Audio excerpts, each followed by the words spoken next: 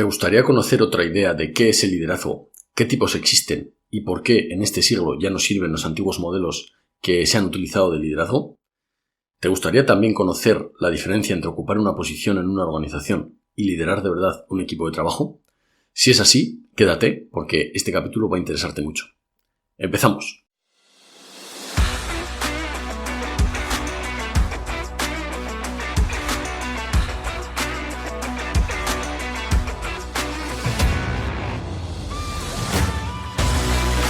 Bienvenido al podcast de Jefe a Líder.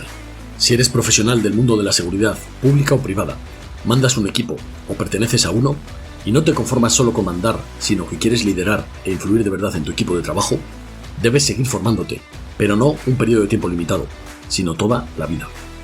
Para ello, en este podcast voy a intentar ayudarte de dos maneras: aportando contenido de valor que pueda serte útil en el día a día y proporcionando ideas o consejos para que puedas aplicar ese conocimiento de forma inmediata, con el objetivo de hacerte más corto el camino hacia el éxito personal y profesional.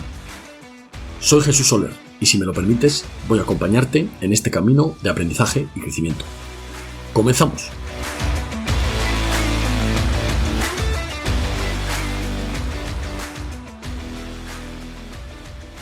Muy buenas, compañeros, bienvenidos a este nuevo capítulo del podcast de Jefe a Líder, que va a ser, o voy a tomar como el capítulo 1, ya que el anterior voy a dejarlo como capítulo piloto, y con este arrancamos, como os dije, los bloques de liderazgo y seguridad.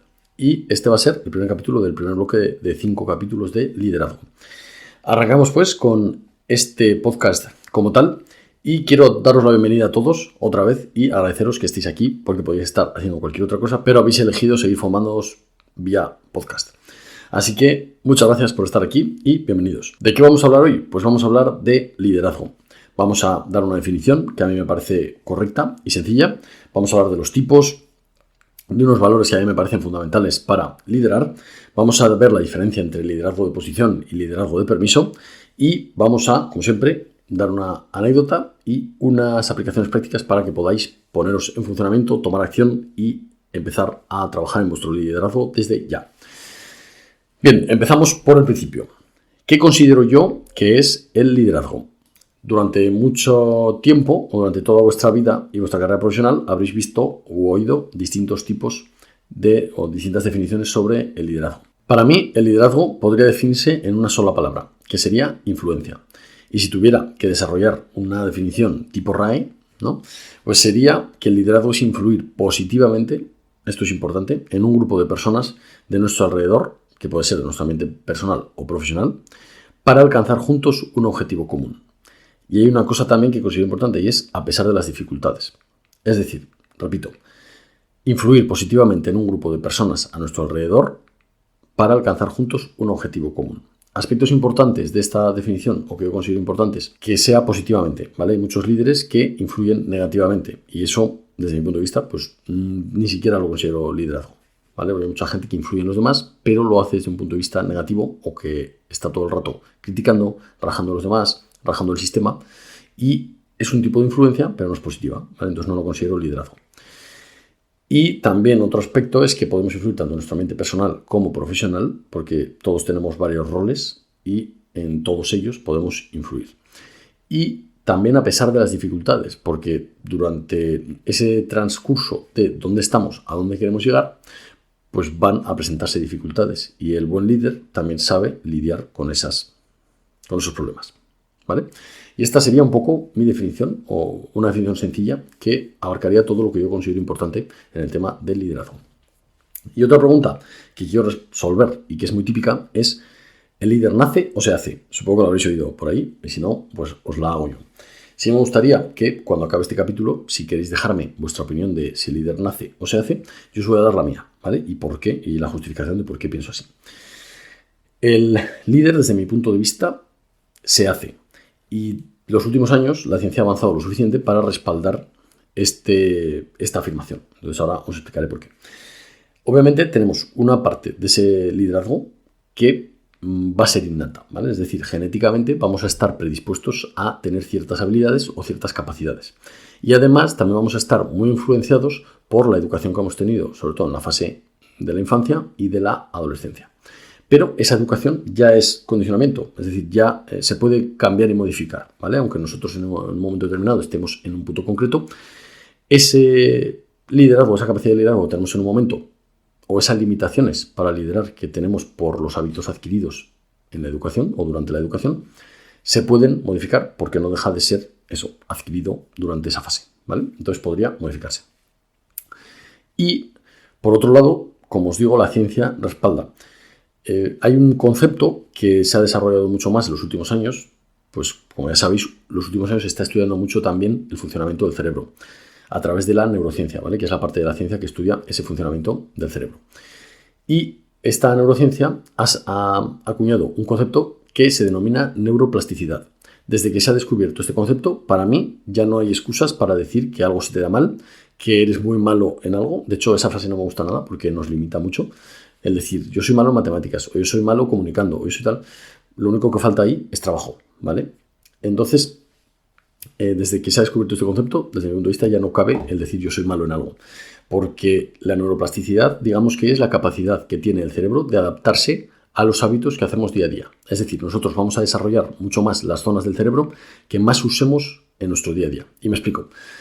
Si, por ejemplo, usamos mucho más, nos meteremos mucho más en profundidad en el cerebro a lo largo de este podcast, pero os explico dos ejemplos muy típicos. Si nosotros usamos mucho más la parte del córtex prefrontal, ¿vale? Que va a ser la parte racional, esa parte del cerebro se va a desarrollar más, ¿vale? Todas las conexiones neuronales, que no dejan de ser caminos que un impulso eléctrico recorre, se van a desarrollar mucho más y van a, en vez de ser un caminito, van a ser una autopista si las usamos día a día. Y os pongo un ejemplo.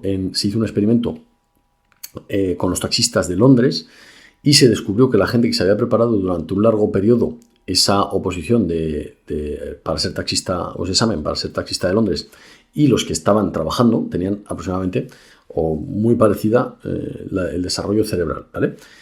Y lo que tenían muy desarrollado era la parte del hipocampo, que es un poco bueno, la parte que se ocupa de la memoria y tal. Entonces habían desarrollado físicamente esa zona del cerebro, pues precisamente por esa preparación y esa ejecución de ese trabajo de aprenderse el callejero de Londres, ¿vale?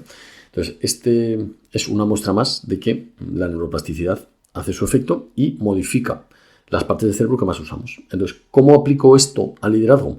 Pues que solo tenemos que desarrollar esas capacidades y aplicarlas una y otra vez en nuestro día a día y trabajarlas día a día para mejorarlas.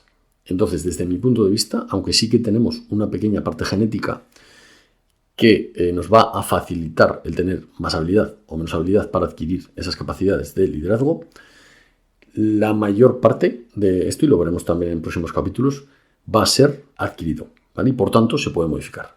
Y por tanto podemos crear líderes.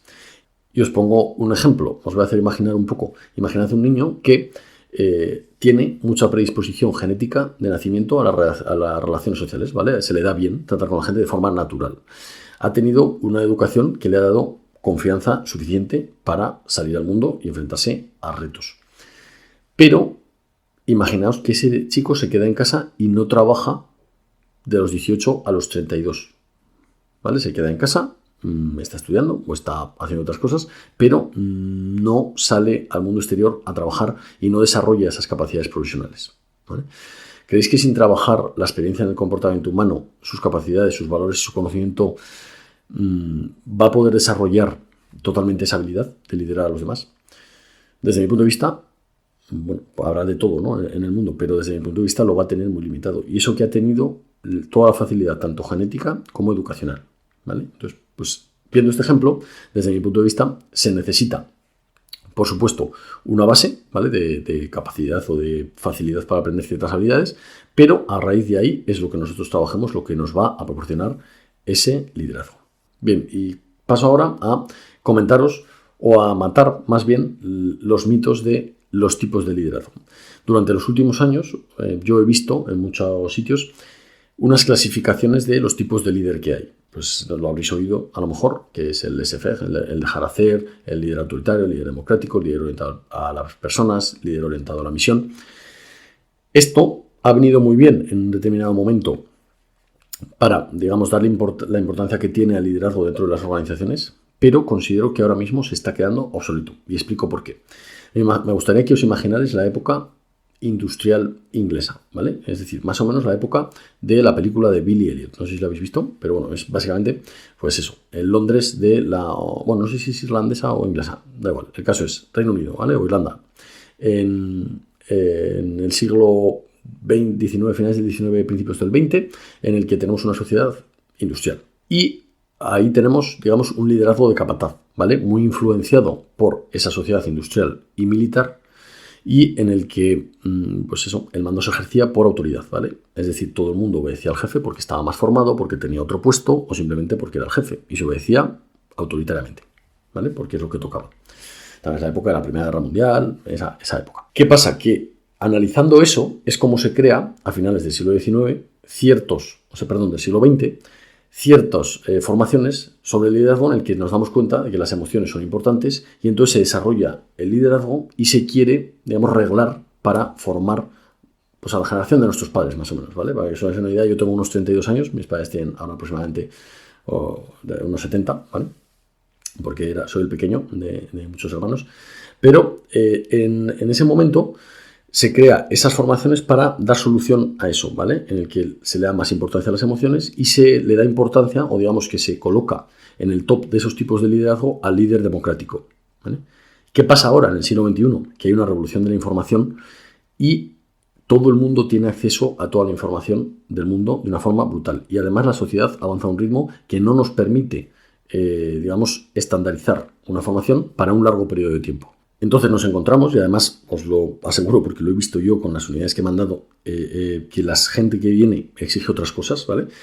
En el que ese modelo de liderazgo que lo hemos heredado de ese liderazgo de capataz, hemos pasado a un líder democrático, ahora nos exige un liderazgo mucho más completo, ¿vale? Un liderazgo en el que el jefe, pues se le piden muchas más cosas, ¿vale? Se le pide que ya no que tenga un estilo de mando para cada situación, que a lo mejor también, sino que tenga conocimiento técnico, que mande pues con frescura, con iniciativa, que sepa tomar decisiones bajo presión, que sea coherente de lo que ordena y los medios y que da los medios para cumplir esas órdenes, en el que se pueda confiar, que tenga valores. Y sobre todo, desde mi punto de vista, lo que da la clave es un líder que se sepa adaptar al cambio. Es decir, que sepa tomar esas decisiones bajo presión y adaptarse al cambio constantemente. Y que no deje de formarse. O esa es mi opinión, ¿vale? La clave de este liderazgo que se nos exige ahora mismo es no dejar de formarse y de mejorar siempre, tanto en lo personal como en lo profesional. Y ahora os pregunto, o te pregunto, ¿qué querrías tú, ¿no? Si tú llegas a una unidad, ¿qué querrías como jefe? Obviamente, dentro de todo lo que os he contado, hay una escala de grises y nadie es tan perfecto ni tan imperfecto. Y te pregunto, ¿qué preferirías? ¿Alguien extremadamente competente, pero que como sabe lo que tiene que hacer, no escucha ni se deja asesorar? ¿O alguien suficientemente competente, pero con habilidades personales desarrolladas, iniciativa, capacidad de escucha, que permite ese asesoramiento de los demás? Desde mi punto de vista, esto llega a un equilibrio, ¿vale? O sea, el punto final de esto que os quiero contar es que necesitamos equilibrar los dos aspectos, equilibrar nuestro desarrollo personal y nuestro desarrollo profesional para ser líderes completos, es decir, ser competentes o suficientemente competentes profesionalmente y ser buenas personas, ¿vale? Y tener valores. Entonces, bueno, pues aquí os dejo mi reflexión sobre este tema. Y esto lo enlazo con lo que yo considero los dos valores fundamentales para liderar. Si tuviera que empezar a trabajar desde cero, o he llegado a una unidad, o no os preocupéis si ya estáis en una unidad y habéis visto que lo que habéis hecho hasta ahora no os ha funcionado bien, empezad desde cero, ¿vale? Haced un parón y empieza a trabajar estos aspectos, ¿vale? Que os voy a ir comentando en este podcast. Estos dos valores a mí me parecen fundamentales al llegar a una unidad, y es la humildad y el respeto. Cuando tú llegas a una unidad, la gente está expectante, está observadora. Yo diría que hasta recelosa a veces, ¿no? Si son gente ya antigua. Entonces, o más mayores en edad que tú. Entonces, con estos dos valores, desde mi punto de vista, vas a abrirte todas las puertas. Y me explico, ¿vale? ¿Qué es la humildad, en primer lugar? No la voy a definir como tal, voy a decir los conceptos que yo considero que están relacionados y que la definen como tal. La humildad, para mí, es no creerse mejor que nadie por ocupar un puesto, por tener una procedencia, por estar en un punto vital determinado o por cualquier otra razón, ¿vale? También es, para mí, tener mentalidad de eterno aprendiz. Es decir, que yo sé que no lo sé todo y que me queda mucho por aprender y que puedo aprender de todas las personas que tengo alrededor todos los días, ¿vale? Es tener siempre, desde mi punto de vista, la humildad es una puerta constante al aprendizaje. Sería lo opuesto al ego, ¿vale? Que podemos tratarlo en otro capítulo. El ego da para 17 capítulos, no para uno. Pero yo considero que la humildad es necesaria para seguir aprendiendo constantemente y nos va a permitir, va a ser esa puerta que nosotros vamos a tener al aprendizaje. Si nosotros somos ególatras, esa puerta va a estar cerrada, ¿vale? Porque no nos vamos a permitir seguir aprendiendo, porque vamos a creer que ya lo sabemos todo. Y con esa creencia no nos abrimos a aprender más, ¿vale? Entonces yo la considero fundamental. Y además, cuando tratemos con alguien y él vea que somos humildes, eso le va a bajar todas las defensas, ¿vale? Y él se va a abrir a ayudarnos y a acercarnos a nosotros y a acercarse a nosotros, ¿vale? Cuando ellos vean que nosotros somos humildes y no tenemos nada que demostrar, bueno, no digo que demostrar, no nos imponemos, ¿vale? No nos ponemos por encima de nadie. Esas personas van a bajar las defensas y van a intentar ayudarnos. Y esto es clave para aprender los nuevos cometidos en un nuevo puesto y aprender de la gente que sabe más de ese puesto. Esto no debemos confundirlo con falsa humildad, ¿vale? Y aquí he visto dos errores muy típicos. Uno es falta de responsabilidad y otro es inseguridad. Entonces, la falsa humildad sería, por ejemplo, decir, no, yo como soy humilde, les dejo que ellos hagan lo que quieran, porque ya saben lo que tienen que hacer. Bueno, pues eso no es falta de humildad, es falta de responsabilidad, ¿vale? Pues si tú tienes un puesto, tienes unos cometidos y no los estás haciendo cumplir, pues y dejas a todo el mundo hacer lo que quiera, pues eso no es humildad, es falsa humildad y falta de responsabilidad, ¿vale? Y por otro lado, otro error que he visto muy típico es inseguridad. Y como me da miedo tomar decisiones, pues dejo que la gente haga lo que quiera y no tomo ninguna decisión. O dudo mucho, les digo que luego se la resuelvo, pero no tomo decisiones. Pues eso también es una falsa humildad. Y os cuento una anécdota. Había un emperador romano, si no me equivoco era Marco Aurelio, que como sabéis es uno de los filósofos más importantes del estoicismo, que cuando entraban después de una campaña militar exitosa en Roma, sabéis que todo el mundo pues, salía a ovacionar, ¿no? a los militares victoriosos en esa campaña, y pues el general entraba triunfante en Roma, ¿no? Con todos los honores, etcétera, etcétera. Pues dicen que él se colocaba a alguien detrás que constantemente le recordara lo siguiente: solo eres un hombre. Solo eres un hombre. ¿Vale? Para él mantener esa humildad, esa templanza y esa cautela espartana, podríamos decir, de no creerse más de lo que era. Y bueno, ahí os dejo esa anécdota como recuerdo. Y paso a hablar del respeto. Hay una frase que me encanta del libro de Carnegie, de Cómo ganar amigos e influir en las personas, que es: si quieres obtener miel, no patees el avispero. Es decir, que al final vas a recoger lo que has sembrado. ¿Cómo va a devolverte la gente respeto si tú eres el primero que no respeta física, intelectual, moralmente a tus subordinados, compañeros, amigos? Y a ti mismo te respetas, te cuidas, cómo te hablas, te cuidas por fuera y por dentro, ¿vale? Todo esto son expresiones del respeto. Es decir, la gente te va a dar lo que tú le proporciones. ¿Qué es el respeto? Pues desde mi punto de vista es tratar a cada ser humano con sabiduría, templanza y conociendo el valor que cada uno tiene intrínseco, sabiendo que todo el mundo tiene virtudes y efectos, como todos, pero que todo el mundo tiene mucho que aportar a los demás, ¿vale? Y mucho que enseñarnos también a nosotros. Por muy peculiar que nos parezca la personalidad de alguien, siempre va a poder enseñarnos cosas. Pero tenemos que estar abiertos a ese aprendizaje, ¿vale? Y también está relacionado el respeto con no juzgar, no prejuzgar, pues por su procedencia, por el punto vital en el que se encuentra esa persona, ya sea personal o profesional. No juzgar por su pasado, no juzgar por lo que nos han hablado, ¿vale? Respetar a todo el mundo en todos sus aspectos que hemos dicho, físico, intelectual, moral, y que hacérselo saber, ¿vale? Que se le respeta en ese sentido. Y esto también, pues lo que os digo, independientemente del punto profesional o personal en que se encuentre esa persona. Nosotros podemos ser su jefe y tener mucha más experiencia, pero a lo mejor sabemos mucho más en el aspecto profesional, en este aspecto profesional, pero luego ese chaval tiene una empresa propia o conduce genial o hace fotos maravillosamente bien, que esto es un caso que a mí me ha pasado, por ejemplo, con algún subordinado que es fotógrafo profesional. Pues en ese aspecto nos da 1000 vueltas. Entonces, ¿por qué no vamos a respetarlos y a respetar sus capacidades y sus habilidades? ¿Vale? Y además es que con esto vamos a descubrir también nuevas capacidades, nuevas habilidades que vamos a poder aprovechar dentro de nuestra organización, ¿vale? Entonces, bueno, pues estas son las cosas que os quería contar. Y con esto también quiero acabar con una leyenda negra que hay, por lo menos, al menos, yo lo he hablado con compañeros de la policía y militares, y es el búscate la vida. Cuando una persona llega a una unidad, no necesita que sus antiguos le digan búscate la vida, necesita que les enseñen.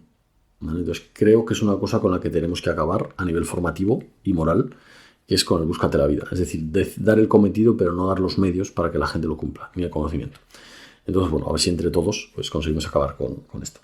Y estos valores los enlazo con un error muy típico que yo he visto 1000 veces a lo largo de mi trayectoria profesional, que no es muy larga, pero bueno, pues ya llevo unos años y he visto muchas veces, entonces considero que es muy común. Y es confundir el liderazgo de posición con el liderazgo de permiso. Esto sería parecido a confundir el potestas y el autoritas, ¿no? Que viene desde el Imperio Romano, o sea, no es nada nuevo. Pero esto podremos entrar un capítulo completo a hablar del potestas y el autoritas, porque da para mucho, ¿vale? Pero simplemente hoy quiero nombrar el concepto y el error típico que yo he visto en muchas ocasiones. Y es confundir ese liderazgo de posición, es decir, el ocupar una posición dentro de la organización, confundirlo con liderazgo. Es un poco como confundir jefe o líder, ¿vale? Y esto sucede mucho. Es decir, hay mucha gente que se piensa que por tener una posición ya la gente los tiene que seguir a la muerte. Y no es tan así. ¿Vale? La gente no sigue a cualquiera a la muerte. La gente sigue a alguien que está dispuesta a seguir a la gente, pero hay que demostrarles algo. Entonces es un error que he visto muy típico y quería diferenciarlo. Digamos que la posición sería ese poder que nos otorga la organización por darnos ese puesto, ¿vale? O esa posición dentro de la organización que lleva implícitos unos cometidos, unas responsabilidades y por tanto nuestros ciudadanos tienen que obedecer en ese sentido, ¿vale? De cumplir los cometidos que les mandamos. Y lo otro sería, digamos, cruzar la barrera al liderazgo de permiso, que sería, digamos, la autoridad, que es la autoridad que nos dan nuestros subordinados para liderarlos, ¿vale? Y son dos aspectos distintos que están separados por una línea fina, pero que claramente diferenciada, ¿vale? Que si no la pasamos, no vamos a liderar. Vamos a ser jefes, pero no vamos a liderar ese equipo de trabajo. Y quería un poco, pues, diferenciar entre estos dos conceptos, la posición y el permiso. Esto ahondaremos mucho más en este concepto porque además hay un libro de John Maxwell, que es uno de los gurús de liderazgo a nivel mundial, que hablan precisamente de esto, de los niveles de liderazgo, ¿vale? Entonces haremos una clase específicamente de esto. Y quería compartir una anécdota con vosotros que me pasó a mí. Como en todos los capítulos voy a compartir una pequeña historia, sea mía o no. Y yo, recién llegado a mi primera unidad de mando jovencito, cometí el pecado de almorzar un día con mis subordinados. Y al acabar ese almuerzo, uno de los antiguos que había por allí, que me había visto, me comentó que evitara almorzar con mis subordinados porque luego les iba a deber algo o me iban a perder el respeto. Y claro, yo en ese momento pues me quedé parado y le dije que valoraría su opinión, pero que yo tenía otra forma, otra idea de cómo hacer las cosas y tal. Pero bueno, que lo valoraría y decidiría algo y tal.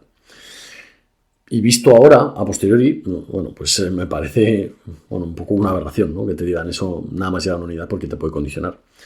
Y considero que es totalmente falso, que nadie te va a perder respeto por eso y que si lo hacen, pues creo que hay un problema de fondo. Es decir, han visto poco que respetar si te pierden respeto por almorzar un día con ellos, ¿no? O eso considero ahora.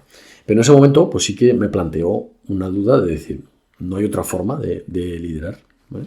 Pero lamentablemente hay gente que piensa así. Entonces, pues tenemos que lidiar con ello. Y este es un poco lo que a mí me gustaría cambiar, ¿no? Evolucionar a un liderazgo pues mucho más moderno y mucho más flexible, ¿no? Y que sí que nos preocupemos de verdad por trabajarnos a nosotros mismos para que la gente vea algo a lo que respetar, a lo que seguir y no te pierda respeto por un almuerzo, ¿vale? Entonces, quería compartir, sacar vuestras propias conclusiones, ¿no? De esta situación, pero realmente hay gente que piensa así, tanto que la posición les da un poder sobre los demás, como que, pues que la gente te pierde el respeto si tienes una relación personal con ellos. Entonces, pues creo que es una cosa con la que tenemos que acabar poco a poco, ¿vale? Y en ello estamos. Así que, pues esa ha sido una anécdota que me ha sucedido a mí personalmente y quería compartirla con vosotros. Y ahora, como siempre, pues van los deberes, ¿vale? Voy a comentaros 3 aplicaciones prácticas que podéis llevar a cabo para hacer un pequeño trabajo de introspección y inmediatamente después buscar una acción que podamos tomar para corregirlo, ¿vale? Entonces, el primer ejercicio que me gustaría que hicierais es que mañana, cuando lleguéis al trabajo, o el próximo día, si es fin de semana, cuando lleguéis al trabajo, que el próximo trato que tengáis con un compañero o un subordinado sea abierto y sin prejuicios ni expectativas. Es decir, por mucho que conozcáis a esa persona y os disguste su personalidad, que intentéis abriros totalmente y sin expectativas, dispuestos a ser sorprendidos, que cambiéis el foco de lo que penséis vosotros a esa persona, ¿vale? A lo que puede aportar esa persona. Y estéis abiertos a ese asesoramiento, a que os digan cómo consideran ellos que se podrían hacer las cosas y, en definitiva, que estéis totalmente abiertos y sin prejuicios a lo que vuestros subordinados o vuestros compañeros os puedan decir de cómo se están haciendo las cosas, ¿vale? Ese sería el primer ejercicio para el próximo día que lleguéis al trabajo. El segundo sería que cogéis una hoja en blanco y, por favor, anotéis la respuesta a la siguiente pregunta. ¿Cuándo fue la última vez que recordaste o remarcaste que eras el jefe? Esto, por lo general, está relacionado con la humildad que hemos hablado, ¿vale? Pero me gustaría que anotarais cada uno, que hicierais un poquito de trabajo de memoria y anotéis la última vez que os habéis pillado remarcando que sois el jefe, ¿vale? Esto puede darse por dos casos. Uno, si es una situación en la que ha habido una indisciplina, una insubordinación y ha sido clara, o se están midiendo con vosotros, pues ahí está claro que tienes que remarcar un poco que eres el jefe, ¿vale? Esa es la única situación que normalmente la considero grave, en el que te han perdido el respeto y están intentando ponerse por encima de ti, ¿vale? En esa situación yo sí que pues sacaría los dientes un poco, ¿vale? Esa es la única situación en la que yo entiendo que es normal, digamos, ponerte en tu sitio y remarcar que eres el jefe. Pero una muy distinta y que se da mucho más es que tú, por inseguridad, hayas remarcado que eres el jefe o hayas recordado que eres el jefe, por esa inseguridad que tú tienes interna en tu mando, ¿vale? O en tu capacidad de mando y de liderazgo. Entonces, esa sí que sería un poquito más preocupante. Y es la que me gustaría tratar, si es que te ha pasado, pues que lo anotes y que lo traigas al consciente, ¿vale? Que por lo menos seas consciente de que lo estás remarcando y que a lo mejor ahí hay que buscar un poquito y ver si hay alguna inseguridad detrás, porque de forma natural no es normal que necesites todo el rato remarcar que eres el jefe, ¿vale? Si eso está pasando, hay más problemas por ahí que hay que tratar. Pero de forma normal, en un trato normal con tus subordinados, no deberías tener que estar remarcando siempre que eres el jefe, ¿vale? Eso denota inseguridad. O hay alguna inseguridad ahí detrás que hay que trabajar. Y el tercer ejercicio sería que te preguntaras y que escribieras también en esa hoja en blanco qué tipo de liderazgo crees que ejerces. ¿Te centras en los demás o en ti? ¿Vale? Que respondas a esas dos preguntas y que una vez estudiado esto, pues pienses en alguna acción que puedas hacer para empezar a trabajarlo y a solucionarlo, ¿vale? Y esas son las 3 aplicaciones prácticas que os quería comentar. Muchísimas gracias a todos por aguantar hasta el final de este capítulo. Espero que os haya gustado. Si tenéis alguna duda o queréis comentarme algo, podéis hacerlo a través de mis redes sociales. Ahí os espero, contesto a todo el mundo, así que por favor contactadme, preguntadme dudas, decidme si estáis de acuerdo o no estáis de acuerdo y lo comentamos. Muchas gracias a todos por estar aquí y que tengáis un muy feliz día. Hasta el próximo capítulo. Hasta luego. Si crees que este podcast te ha aportado valor, no olvides suscribirte y compartirlo. Quizá a alguien más le venga bien. Y si quieres estar al tanto de todas nuestras formaciones, síguenos en redes sociales o únete a nuestra lista de correo en readyfortactics.es.